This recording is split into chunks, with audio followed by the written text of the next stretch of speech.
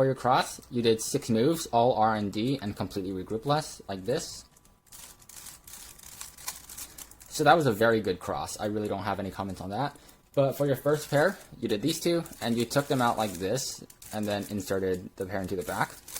And that's not too bad, but what you could do instead to solve this pair in 5 moves is L, F prime, U, F, L prime. And the best part about this is that it preserves this pair over here and this pair over here, so look ahead would be easy. But going on with what you did, after you solved this pair, you could have gone into this one, and I think this would have been the best pair choice just because it would insert into the back and make look ahead easier. But what you did instead is rotate to solve this pair with L prime, U, L, U2, and you did single flick there, so you might want to do double flick, and then you inserted the pair in. What would have been better is to just solve it from this angle without any rotations. You can do L, U prime, L2, U, L, and that would solve the pair faster. But even if you were to choose the solution that you did, again, just do a double flick. And for the third pair, you did these two. So what you did was rotate, or wait, this way, and then R, U, R prime, regrip, L, U prime, L prime. So the solution itself wasn't bad, but you could have saved the regrip if you just inserted the pair in like this. And even better, if you have it at this angle, you can actually solve it without rotating at all, like this.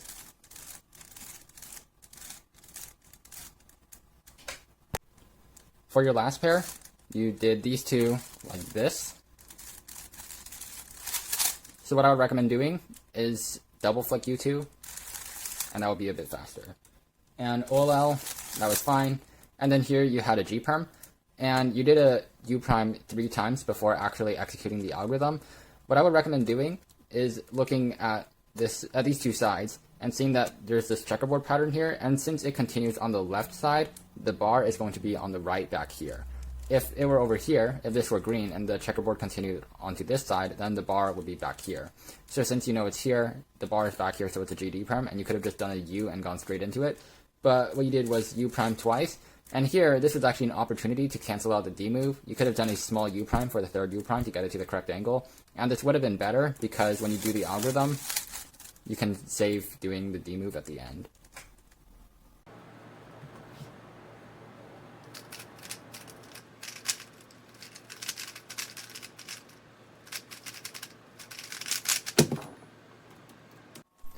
For your cross, you started off by solving the orange, blue, and green edge, and that was fine. But for the L2 at the end, you did an L2 like this. Instead, avoid the regrip and do it like this. For your first pair, you chose to do these two, and you rotated this way to solve it like this. And you did it reasonably fast, but a faster way you can do it is like this. That way you could avoid resetting your index finger. However, even better thing to do, that would be to solve it from this angle. So you're over here, instead of rotating this way to solve it into the front, you should rotate it this way to solve it into the back. And in this case, this is especially true, because after you solved it from this angle, you did a Y2 to go into this pair. But if you solved it from this angle, then you could go straight into this pair, and they would both be in the back. So that would make for a very smooth F2L. As for the second pair itself though, after you did the rotation, you did a regrip in order to insert it in, like this. Instead, you should do it like this. And again, note the middle finger when I did the U. And then you're left with 2 pairs. Your last 2 pairs were perfectly fine. You did them very well. But after that, when you got to this J perm, you did an X prime X before actually doing the PL algorithm. Just a small thing to look out for. But other than that, your solve was pretty good.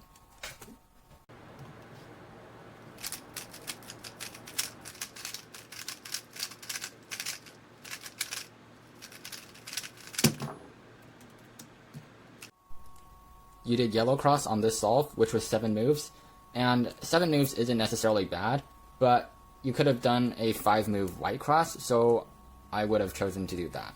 But as for what you did D prime, small r prime to solve these 2 first, and that leaves these 2 in a very nasty case, and doing this isn't really the best way to solve them. Instead, I would probably just do F, U prime, F prime, R2, but this is quite a nasty case, so I would again just recommend doing it on white cross. You inserted your first pair in with a regrip like this. Instead, just try to avoid the regrip, whether it's with a drag or push. For your second pair, you did these two, and you did a single flick here for the U2. Instead, it's better to do double flick, and when you inserted the pair in, you did it from this angle. You should do it like this instead, because it's riskier, or less risky in terms of finger tricks. But what you did after that was this pair, which again you did single flicks. Instead, it's better to do double flicks like this. And one thing you can try doing here is doing a sledgehammer, because if you were to insert it like this would become a bad edge, and you would have to rotate in order to solve it.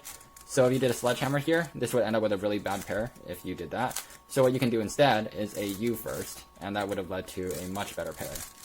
But going on with what you did, you inserted the pair in, and for OLL, you use this algorithm, and I think it's fine, but another algorithm you could use is this. But going on with what you did a G perm from this angle, starting with F moves. Instead, you should do it from this angle. So you do a U prime first, and this doesn't make it any more efficient in terms of moves, but it's easier to finger trick in my opinion. There.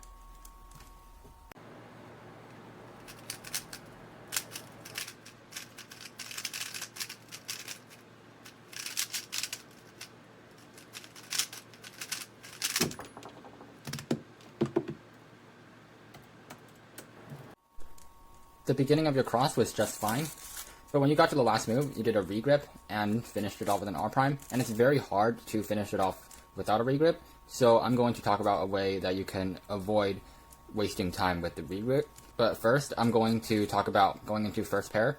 So you paused after the cross and did an X prime X before pairing these two pieces up, and you did it with a single flick. Instead, you could do it with a double flick like this. But going back to the last move of your cross, you can actually do a U2 in order to have more time to regrip for the L prime or R prime, and you would be able to insert this pair in instantly, as opposed to regripping just to solve the last cross piece like this, and then pausing to pair it up. So planning to first pair is obviously very beneficial, and this is one of the best cases I could think of that support this statement. So after that, you rotated it to insert the pair in. I would have inserted the pair in like this. But if you were to rotate, do not regrip to insert like this. Instead, just do it like this. Going on after that, you did these two, and you paired it up with L prime UL, and then you inserted the pair in. That is overall a very okay solution, but what you can do instead is pair it up like this to make a free pair. And the reason for that is that, first of all, it would make this pair easier, as opposed to this. And even if you don't think that would be the case, you can also do a sledgehammer here, and that would give you a lot of edges oriented, and that would make edge orientation almost complete, and after your last pair, chances are you'll have full EO.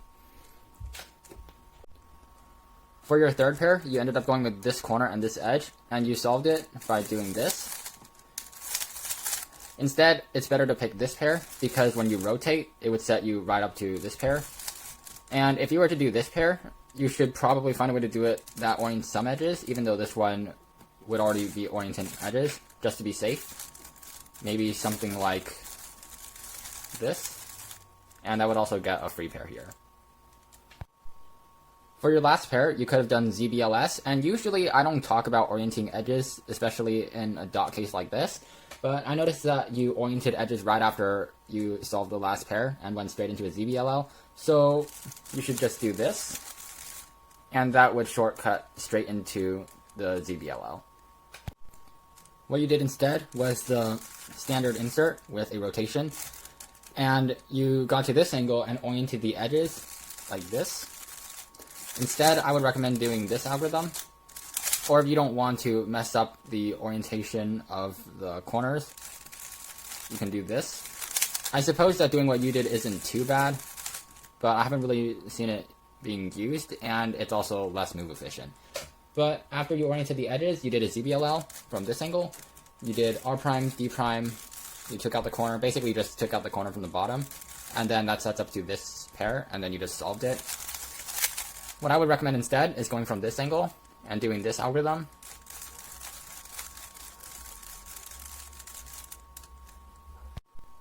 or this algorithm.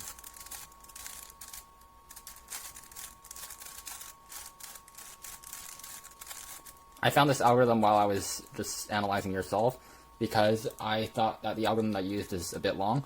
The first algorithm that I showed is the one that I currently use, but I think I'm going to switch to the second one, or the one that I just showed, because it's shorter.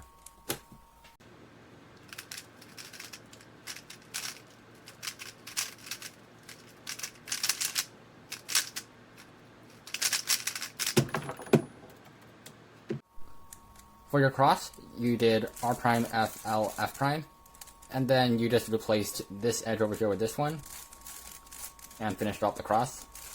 One thing that I want to point out is that you could have made an X cross because this edge is already here, so you could have just done something like this, or something like this, in order to make the X cross. But even with that, the cross solution isn't exactly the best. For a 6-move cross solution, you can do something like this. And doing the R prime will be the 6th move, but if you wanted to go further and track the first pair, you can actually cancel into this, like that. For your first pair, you chose to do the red and blue, so you paired it up like this and inserted the pair in. What you could have done, this is actually very advanced. When you paired it up, you could have also canceled it into inserting this pair, and solved both pairs at the same time, like this. An even better way of solving both pairs on the right side is just inserting this edge down here, like this. And then here you would see that there's an empty edge, empty corner, so you can pseudo slot and insert this pair over here. And then you can realign, possibly with a small U prime just to put both of them in the back, or just do a D prime, so you could insert these without rotating. For your second pair, you chose to do these two, so you rotated, did a U prime, RU2, R prime, and then rotated again to insert the pair in. And generally, you should never be rotating more than once every F2L pair. So what you could have done instead is a U2, L, U2, L prime, and that would have paired it up, and you can also insert it without rotating. For your third pair, you could have solved this by doing a sledgehammer because you won't have to do any U moves before that, so that would have been a good solution. But what you did is fine too, because you put it in the back, and that would make the last pair at a better angle. So you took it out, and then you rotated and inserted the pair in by doing a U prime first, like this, and then inserting the pair in. What you could do instead is just do L, U2, L prime, and that would make the last pair easier. But going on with what you did, you got over to here. What you did actually was a U, and then just sexy move multiple times. But what you could have done instead from this angle is a sledgehammer, and that would have set you up to full EO. But what you did is that you had a regrip, so instead just do it inverse. It gets you to the same place. And for EO, you did this, that was fine. And for the ZBLL, most of it was okay. But when you got to the end, you kind of regripped, and then you did a U2R like this. Instead, just do it like this, using your left hand to do the U2.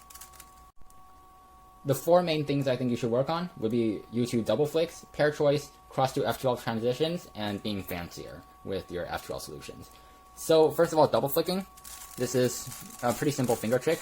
What I noticed you doing for pairs such as something like this, you did R U2 prime like this. Instead, you should do it like this. And obviously, this applies to other pairs as well, but the generalization I want to make here is that you don't seem to be doing enough U2 double flicks and too many U2s with single flicks. You should try to avoid those at all costs. So you can fix this by doing GC perm. That really exercises the finger trick of U2 double flick in both hands. You can also do U2 with your left hand twice here, if you want to be even more productive with it. When it comes to pair choice, usually what people do is picking the most obvious pair. Sometimes that would be this one because it's the most visible, but at other times it's better to pick the less visible pairs, such as these two pieces or these two. And in this case, these two would actually be better, whichever one of these two pairs. That will be better than this pair, even though this one's more visible, because they both go into the back slot and they're both good edges. One thing I think you should focus on in pair choice is good edges and bad edges. If you have a good edge, that's probably going to be the better pair to solve than the bad edge, assuming that they are both about the same difficulty to solve, because good edges require no rotations, while bad edges usually require rotations. So if we have a pair like this, then you could solve it without rotating. But if we have a pair like this, it would usually require rotation to solve. And if you choose to go for this pair first, you would be doing one rotation. And when you're done solving it, you would have to do another rotation for the orange-blue pair. So if you did the orange-blue pair first, you would only have to do one rotation in order to solve this pair and also this pair. In two of your solves, I noticed that you did x prime x before going into your first pair. You should definitely try to eliminate that because your cross to F2L transition has to be as smooth as possible, because that makes it easier for the rest of F2L since you won't have to look for as many pieces. It seems that you already know how to fix this mistake, whether it's using unlimited inspection or slow turning during the cross, or whatever you think might be necessary, because obviously in three of your solves you were able to go into F2L pretty smoothly, but you just have to work on that and get it to be consistently all 5 solves in every average. As for being fancier with F2L, this is going to take a lot of experience and a lot of solves that are not only slow and untimed, but also purposely pausing in between pairs to find efficient solutions. So this is your 5th scramble. What you could have done, as I already mentioned, you could insert this edge in and do a keyhole insertion, and that would solve 2 of these pairs. But what I didn't mention is that, yes, there's a free pair here, but you could have solved just the corner and then multi-slotted. And here you could even cancel into the ZBLL. But this kind of luck doesn't usually happen. But my point is that when you see 2 pairs that are easy to multi-slot and insert at the same time, or you see one edge in one slot and a corner in another slot solved, you should try to take advantage of keyhole and doing pseudo-slotting, because that can be very helpful in some of your solves. And being fancy might not always get you to have a smooth F2L. This could easily hinder look ahead. So when you are experimenting with this, definitely do not let that ruin your look ahead. That's about it for this critique. I hope this helped. And if you want to be critiqued, make sure you send 5 solves or up to 5 solves to this email. I'll see you guys in my next video.